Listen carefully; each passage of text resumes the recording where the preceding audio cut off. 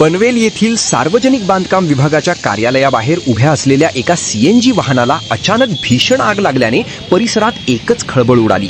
वाहनातून अचानक धूर निघू लागल्यानंतर काही क्षणांतच आगीने विक्राळ रूप धारण करत संपूर्ण वाहनाला वेढले।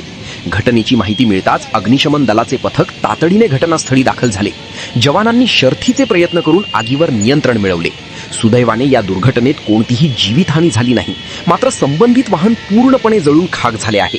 आगीचे नेमके कारण अद्याप समोर आले नसून याबाबत अधिक तपास सुरू आहे। या घटनेमुळे काही काळ परिसरात भीतीचे वातावरण निर्माण झाले होते।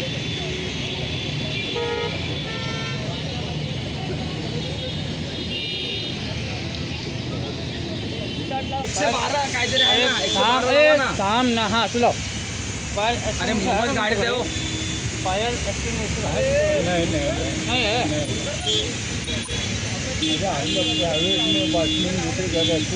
अच्छा अच्छा ओके व्हिडिओ काढली सगळी चालू चालू चालू काय ना मी आहे मीडियावाला हा असू दे विषय काय प्रॉब्लेम नको कोणला नाही नाही असू दे पेटू दे तिला किती पेटू दे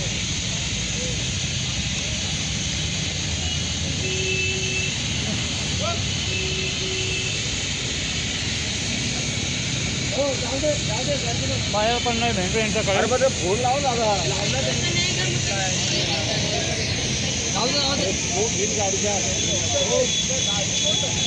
पुढं पेटत